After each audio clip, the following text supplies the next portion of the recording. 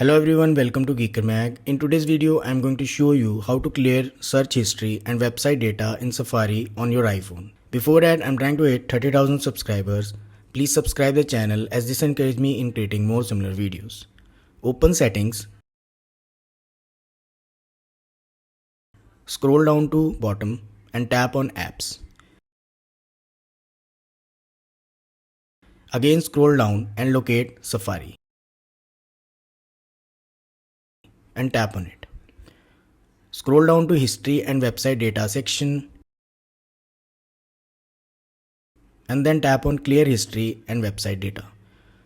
Now you need to select the time frame depending on how much data you want to delete. I'll go with today and yesterday, but you can choose this range depending on your requirement. Confirm the changes and you are done. And that's it. I hope this helps. If you find this video useful, don't forget to like this video and subscribe the channel.